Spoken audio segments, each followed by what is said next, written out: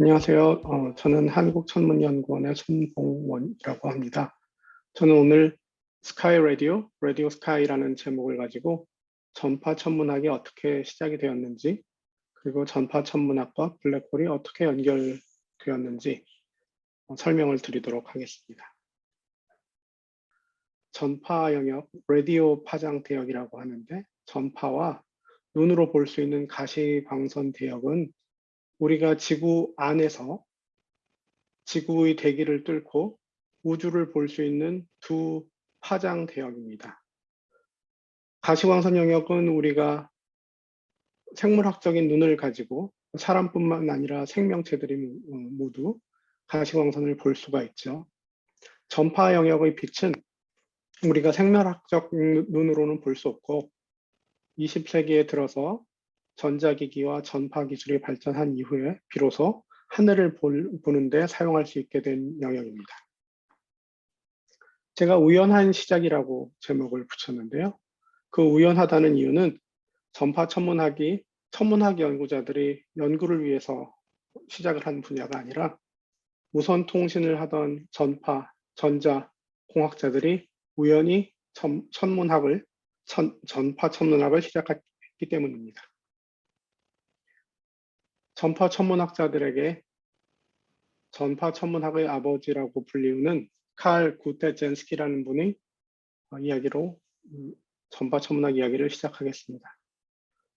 천문학의 역사는 인류의 역사만큼 길죠. 그렇지만 전파 천문학의 역사는 아무리 길게 잡아도 한 세기가 되지 않았습니다. 정확히는 2021년 올해를 기준으로 채 90년이 되지 않았습니다. 벨 랩은 무선 통신을 연구하던 연구소인데요.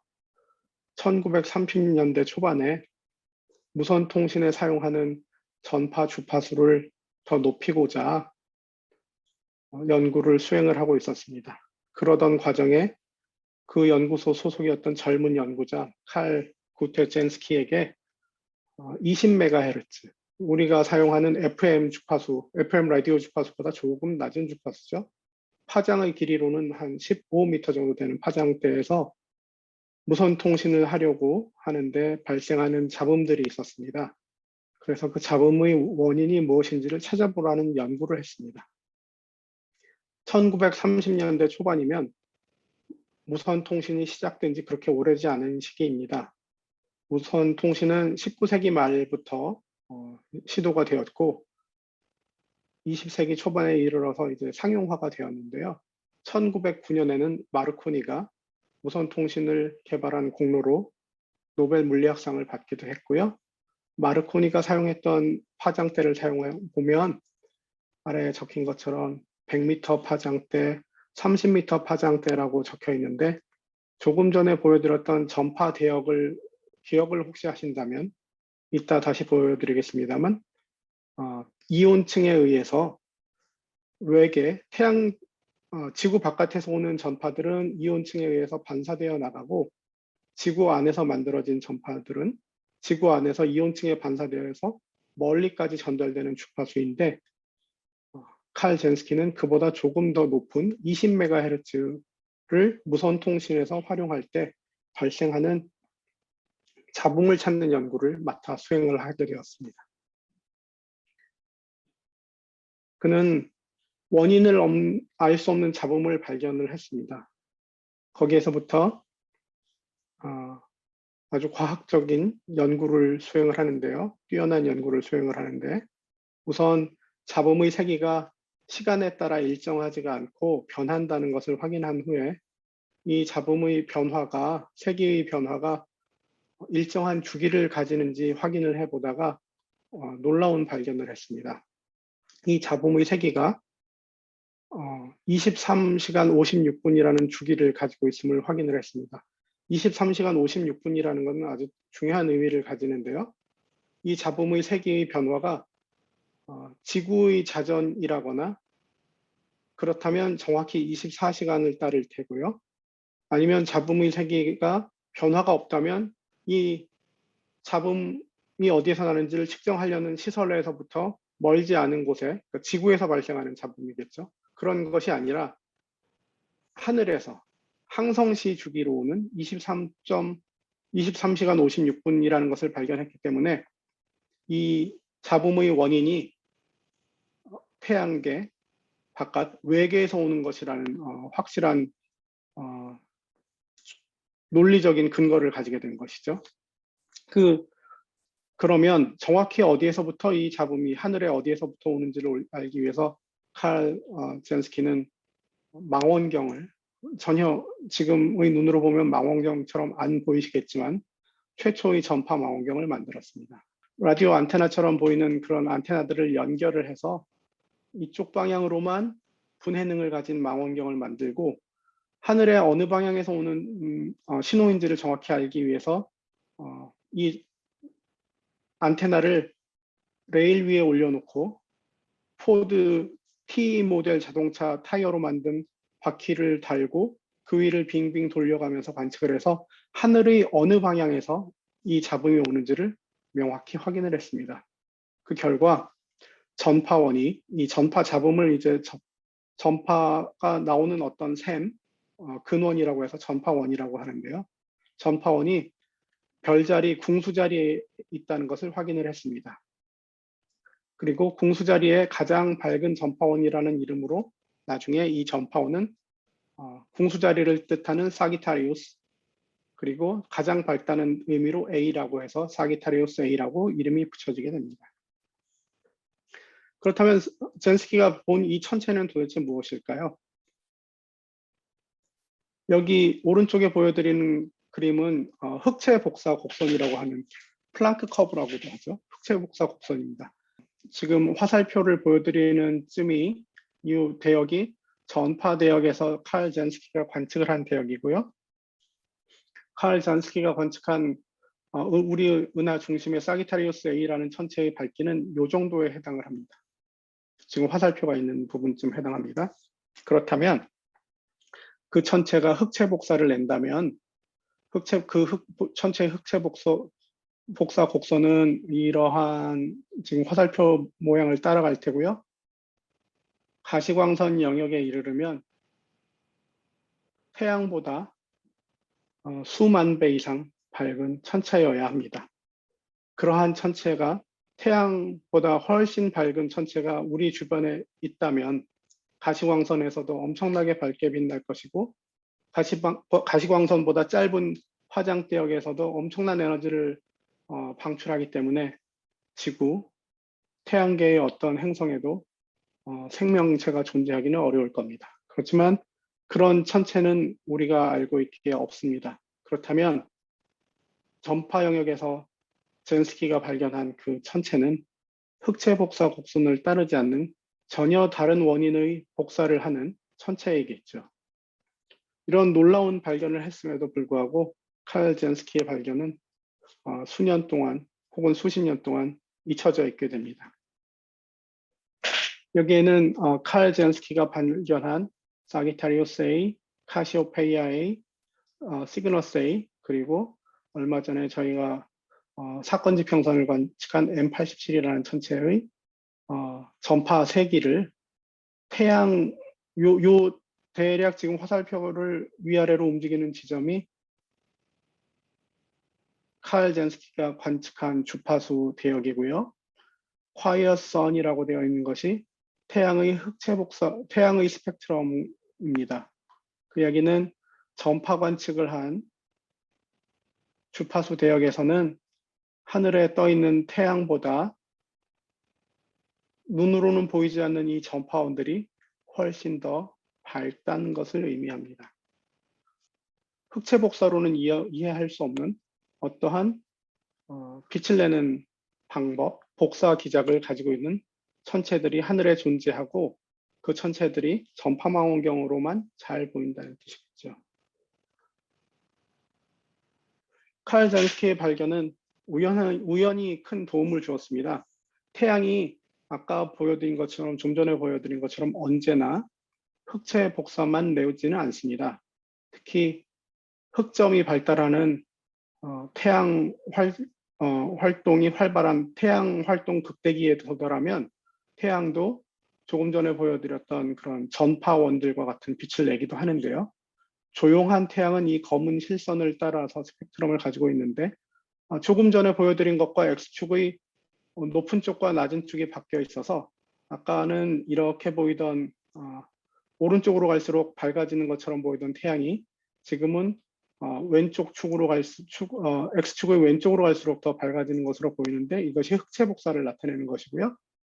태양도 전파에서 밝아질 때가 있는데 젠스키가 연구를 할 때는 우연히 태양 활동이 훨씬 약한 태양 활동 극소기에 가까운 시기였습니다. 그래서 이러한 태양이 내는 전파들을 방해를 받지 않았고요. 또 하나는 칼 잔스키가 벨 연구소에서 요청받은 연구가 20MHz쯤에서 통신에서 오는 잡음을 연구하라고 한 것이었는데 그 주파수 대역이 마침 이온층을 뚫고 우주에서 오는 전파들이 지구 표면까지 도달할 수 있는 그 주파수에 해당했습니다. 이게 비교를 하기 위해서 AM 라디오와 FM 라디오를 보여드리는데요. 칼 잔스키가 사용한 주파수는 FM 라디오보다 조금 더 긴, 그러나 AM 라디오보다는 훨씬 짧은 높은 주파수죠. 짧은 파장이고요. 그 이야기는 AM 라디오는 우리가 가까이 송출하는 방송국이 없더라도 멀리서도 방송을 들을 수 있고, FM 라디오는 가까이 방송을 보내주는 안테나가 없으면 FM 라디오는 우리가 듣기가 어렵습니다. 그 이유는 그 신호들은 이온층에서 반사되지 않고 우주로 나가버리기 때문에 우리는 그 신호를 들을 수가 없습니다. 반대로 AM 라디오의 신호는 송신국이 송출하는 방송국이 멀리 있다 하더라도 그 신호가 이온층에 반사되면서 아주 멀리까지 전달이 되기 때문에 우리가 들을 수 있는 것입니다. 논리적인 사고, 그리고 과학적인 실험, 그리고 그 과학적인 실험을 위한 장비 개발, 이러한 뛰어난 그리고 열성적인 노력을 바탕으로 새로운 한 학문의 분야를 열게 된 것입니다. 아쉽게도 AT&T가 그의 연구에 큰 관심을 가져주지 않았고, 또한 얼마 지나지 않아서 발발한 2차 대전, 그리고 또 하나 운명, 이런 것들이 작용을 해서 1950년대 전파 천문학이 본격적으로 시작하는 시절까지 약 20년간 칼 젠스키의 발견은 잊혀졌습니다. 칼 젠스키가 신장이 좋지 않아서 그렇게 오래 사시지를 못했습니다. 그렇지만 살아있는 동안에 그 부분은 자신의 발견이 굉장히 중요한 것이라는 것을 확실히 인식을 했었고요. 그의 발견을 대중에게 소개하고자 했습니다. 그리고 역시 전자공학자였던 아버지에게 쓴 편지에 본인의 연구를 잘 이해해 주지 못하는 직장 상사에 대한 하소연을 털어놓는 편지를 아버지에게 쓴 적들도 있고요. 1930년대는 마치 지금 유튜브처럼 대중에게 자신의 아이디어를 소개하는 대중 강연회가 활발하던 시기라고 합니다. 그때 칼 젠스키의 발견도 주목을 받아서 몇 차례 강연을 했었던 적이 있고요. 그 중에 1933년 10월 뉴욕 자연사박물관에서 했던 강연의 제목이 별들의 라디오를 들으며 라는 제목으로 강연을 한 적도 있습니다.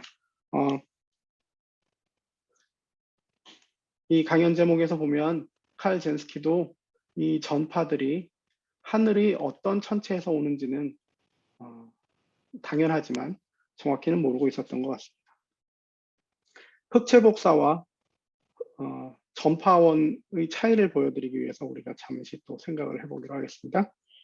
지금 보여드리는 것은 전체, 우리가 볼 수 있는 전체 하늘, 전천에 있는 별들을 모두 은하 좌표계를 이용해서 찍어 놓은 것이고요. 여기에 보여드리는 대부분의 천체들은 별빛이거나 별빛의 집합입니다. 대부분은 우리 은하 내의 별들에 의한 것이고요. 대마젤란 성운, 소마젤란 성운이라는 외부 은하의 별빛, 그리고 일부 구상성단, 우리 은하에 속하는 별들의 무리, 구상성단이나 산계성단들도 일부 포함되어 있는데, 이 가시광선에서 보이는 빛들은 대부분 온도에 해당하는 빛을 내는 흑체 복사 혹은 열적인 복사라고 하죠. 그 빛들이고요. 그런데 똑같은 하늘을 똑같은 좌표를 이용을 해서 전파로 보면 전혀 다르게 생겼습니다. 우리 은하면을 따라서 밝은 띠가 있는 것이 보이는데, 그렇지만 그 띠 모양조차도 가시광선으로 보는 것과는 전혀 다르고, 가시광선으로 보면 은하의 띠의 중심에 성간 물질의 흡수에 의해서 어두운 부분이 보이는데, 전파 영역에서는 오히려 밝게 빛나고 있습니다. 그리고 가시광선에서는 전혀 보이지 않았던 구조들이 보이고, 이 가장 전파 영역에서 밝게 보이는 새 점은 광학 영역에서는 그다지 특별할 것이 없는 지점들입니다. 그 이야기는 전파라는 빛에서 보이는 하늘은 그저 가시광선에서 보는 하늘의 연장선이 아니라는 뜻이죠. 만약에 전파 영역에서 보는 하늘이 가시광선의 연장선이라고 한다면 흑체 복사를 따라서 전파에서 보는 하늘은 그저 가시광선으로 보는 하늘의 어두운 버전이어야 합니다. 사실은 그렇게 생각했기 때문에 칼 젠스키가 우연히 밝은 전파원을 발견하기 전까지 천문학자들이 전파 관측에 대해서 관심을 가지지 않았던 것입니다. 그런데 알고 보니 전파로 된 전파 우주는 별이 아닌 다른 천체로 가득한 것을 알게 되었습니다. 지금 화살표로 보여드리는 것은 관측이 되었던 하늘에서 가장 밝은 전파원 3개의 위치를 보여드리는 겁니다. 우리 은하 중심, 그리고 시그너스 A라고 하는 우리 은하계 바깥에 있는 전파 은하라고 하는 천체고요. 카시오페이아 A라고 우리 은하 내에서 별이 폭발한 잔해에서 나오는 것입니다. 세 군데 다 별과는 관련이 없는 위치입니다. 별빛과는 관련이 없는 위치입니다.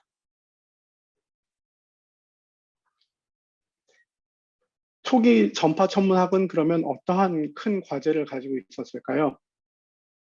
우선 가장 먼저 대답해야 할 것은 이 전파원들은 무엇일까 하는 것이겠죠. 이 전파원들이 무엇인지를 이해하려면 비록 이들이 가시광선에서 특별히 밝은 천체들은 아니고 다른 복사원을 낸다고 하더라도 가시광선으로 확인되는 어떤 천체들과 위치가 같지는 않을까, 이런 것들을 명확히 해야 합니다. 그러한 연구들이 특히 첫 전파 천문학이 본격적으로 시작한 1950년대부터 어쩌면 지금까지 계속되고 있는 중요한 연구 중에 한 분야이고요. 그러면 단지 어떤 천체인지를 확인하는 것이 그렇게 어려운 문제일까라는 질문이 있을 수 있습니다. 네.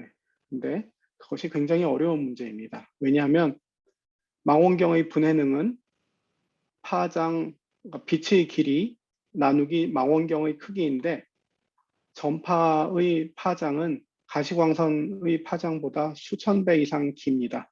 그 이야기는 같은 크기의 망원경일 때 전파에서 보는 분해능, 해상도는 가시광선에서 보는 것보다 수천 배, 수만 배 떨어진다는 얘기죠.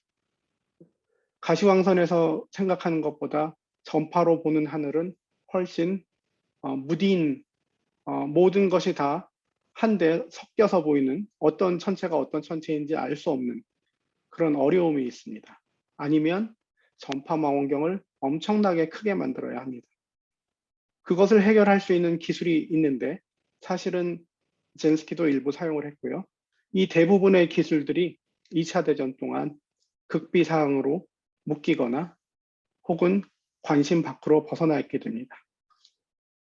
그러다가 2차 대전 이후에 본격적으로 전파 천문학에 필요한 기술들 그리고 기기들이 학자들의 손에 주어집니다. 그러면서 전파 간섭계라는 새로운 형태의 망원경을 개발하게 되는데요. 멀리 떨어진 망원경들을 연결해서 마치 가상의 큰 망원경처럼 사용하는 기술입니다. 이 높은 분해능을 가진 간섭계를 만들어서 가시광선에서 관측된 하늘과 비교를 해서 보았더니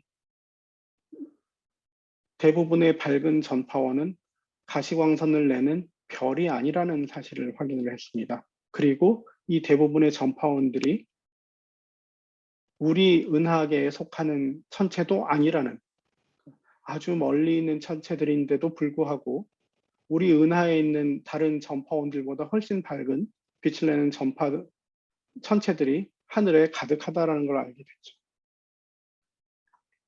그 중에 한 대표적인 전파원을 보여드리겠습니다. 이 아령 모양처럼 보이는 것은 전파로 관측한 시그너스 A라고 하는 우리 은하계 바깥에 있는 전파 은하라고 불리는 천체입니다. 똑같은 영역을 가시광선으로 본 사진이 왼편입니다. 왼쪽의 중심에서는 시그너스 A라고 하는 천체가 별다르게 확인되지 않습니다. 물론 이 부분을 확대해서 아주 높은 감도로 다시 관측을 해보면 희미하게 이 시그너스 A의 중심에서 타원 은하가, 우리 은하에서 멀리 떨어진 타원 은하가 관측이 됩니다. 전파 간섭계 기술은 계속 발전해서 이 아령 모양의 천체를 훨씬 더 자세하게 볼 수 있는 수준에 이르러 있습니다. 이 시그너스 A 100조짜리에서 가장 밝은 전파원을 자세히 들여다보면 아래 그림처럼 생겼는데요. 이 전체의 크기는 우리 은하의 한 5배 정도 됩니다. 그 은하의 중심에 아주 밝은 전파로 보이는 점이 있고 거기서부터 강력하게 어떤 물질을 뿜어내는 구조가 보이고 좌우에 아령 모양의 큰 구름이 형성이 되어 있는 것을 볼 수 있습니다. 별들은 가시광선에서 망원경을 이용해서 아주 분해능이 높은 망원경을 이용해서 관측을 해도 대부분 여전히 점광원으로 보이는데 전파원들은 분해능을 높여서 관측을 하면 여러 다양한 모양을 가지고 있는 천체들이 관측이 됩니다. 그러면 이러한 다양한 모양과 막대한 에너지를 방출하는 전파원의 중심에는 무엇이 있을까요?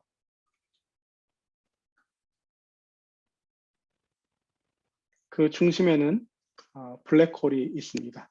젠스키가 관측을 했던 전파원, 우리 은하 중심에 있는 전파원이 있는 영역을 가시광선과 적외선 망원경, 광학 영역에서 관측을 한 결과를 보여드리는 것인데, 이 관측으로 라이나드 겐첼과 안드레아 게츠는 작년에 블랙홀 이론을 연구한 펜로즈와 함께 노벨 물리학상을 받았죠. 여기에 많은 타원들이 겹치는 작은 교집합이 되는 작은 영역이 있는데요. 그 영역의 중심에 보면 아무런 별이 있거나 하지 않은 빈 공간처럼 보입니다. 이 빈 어떤 공간을 중심으로 여러 별들이 공전을 하는 것을 관측을 해서 이 중심에는 블랙홀과 같은 천체가 있어야 한다라는 것을 주장을 하였고, 그 주장을 바탕으로 그것이 강력한 블랙홀 존재의, 초대형 블랙홀 존재의 증거가 돼서 겐첼과 게츠가 노벨 물리학상을 받았고요. 이들이 추정한 우리 은하 중심에 있는 블랙홀의 질량은 태양의 약 400만 배 정도에 해당합니다. 2019년에는 저희 연구진이, 한국을 포함한 전 세계 연구진이 공동으로 블랙홀의 영상 촬영에 성공한 바 있습니다. M87이라는 타원 은하 중심에 있는 거대한 블랙홀의 사건 지평선 영상을 촬영할 수 있었습니다. 역시 전파 영역에서 촬영한 것이고요.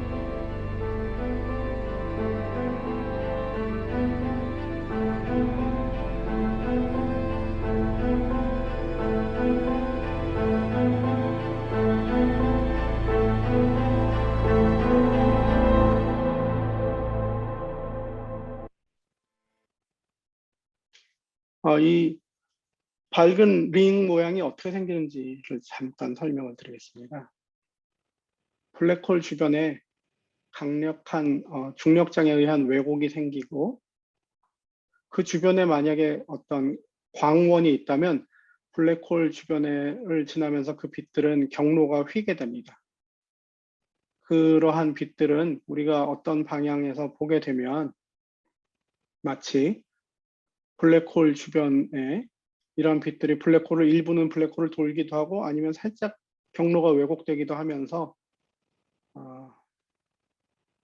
우리에게는 블랙홀 주변에 사건 지평선보다 조금 바깥에 빛의 고리가 만들어지는 것처럼 보이게 됩니다. 저희가 관측한 영상이 이러한 블랙홀 사건 지평선 바깥에 생긴 빛의 고리를 관측한 영상입니다. 조금 전에 사건 지평선을 보기 위해서는 블랙홀 바깥에 바로 사건 지평선 바깥에 빛을 내는 강력한 광원이 있어야 된다고 했는데요.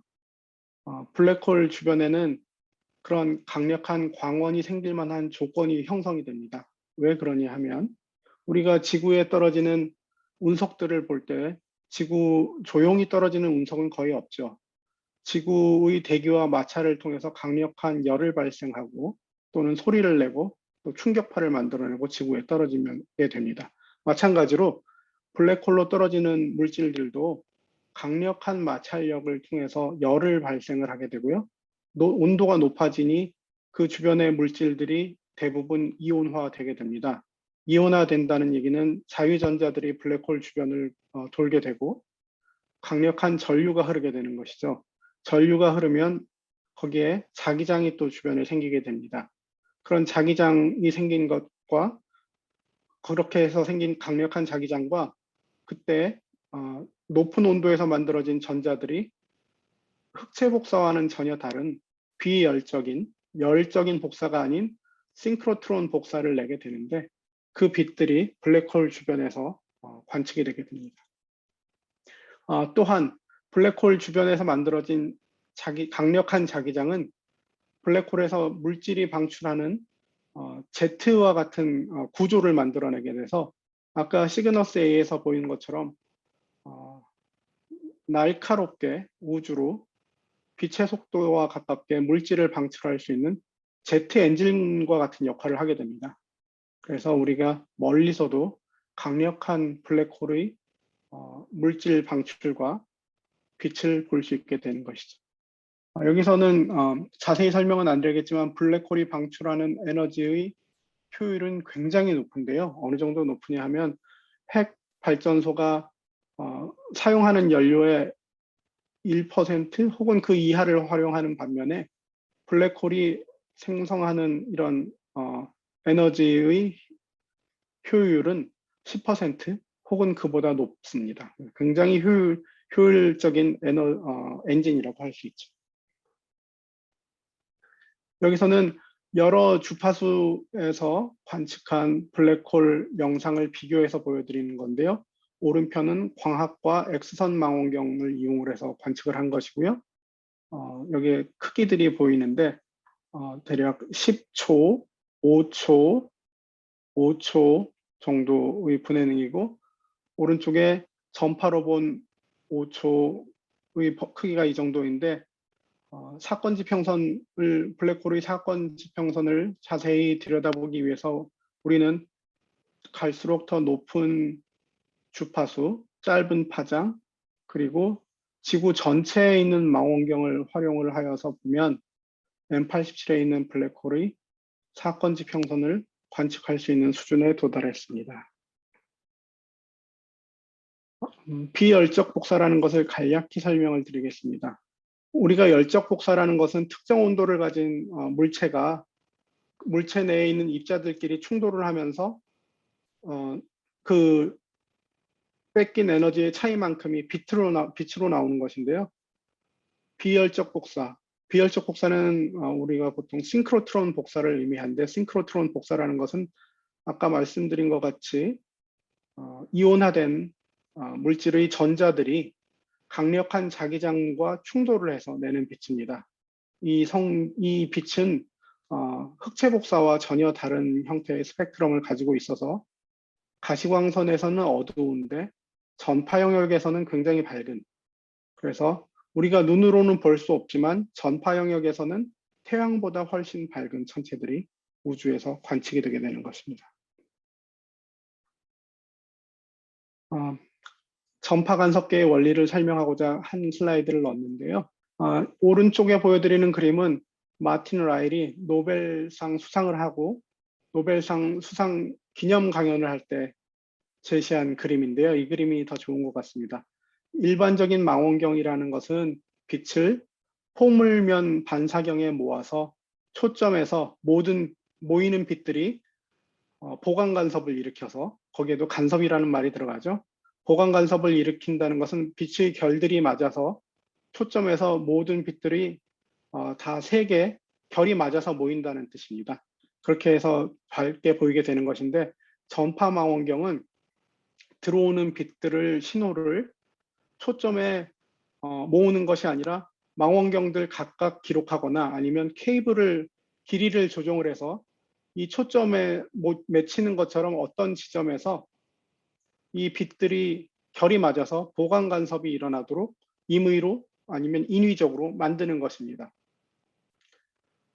우리가 만약에 좋은 기록기와 좋은 시계가 있어서 아주 멀리 떨어져 있는 망원경들끼리 신호를 정확히 어떤 순간에 들어왔는지 기록할 수 있다면, 아무리 망원경들이 멀리 떨어져 있어도 지구에서 한쪽 끝에서 한쪽 끝에 있는 망원경 혹은 우주에 내보낸 망원경이 있더라도 그 신호를 모아서 정확히 보강 간섭을 일으키고 지구만한 혹은 지구보다 큰 망원경을 만들어서 천체를 관측할 수도 있게 된 것입니다. 그런데 이 전파 간섭계 기술은 전파보다 짧은 파장에서는 양자역학의 불확정성 원리 때문에 사용을 할 수가 없습니다. 그래서 역설적으로 단일경 망원경에서는 분해능이 가장 떨어지는 전파 망원경이 간섭계 기술을 이용을 하면 분해능이 가장 높은 망원경이 됩니다.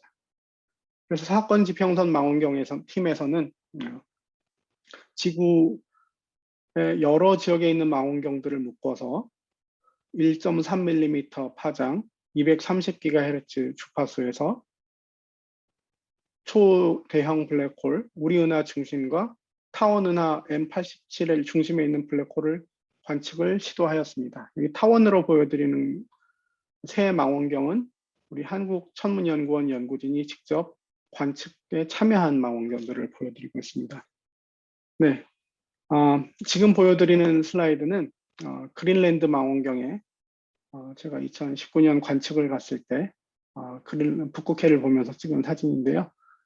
저희 사건 지평선 망원경 팀은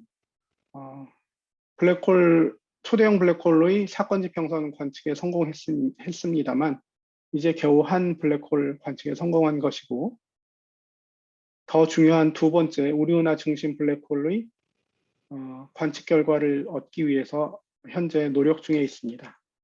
그리고 더 나아가 블랙홀은 은하 진화와 우주의 진화에 영향을 미치고 있는 것으로 여겨지고 있는데, 구체적으로 어떻게 서로 상호작용을 하는지, 그리고 블랙홀과 우주의 최종적인 운명은 어떠한 것인지에 대한 연구는 아직도 많은 노력이 필요한 부분이라고 할 수 있겠습니다. 오늘 강의 잘 들어주셔서 감사합니다. 여기서 마치도록 하겠습니다.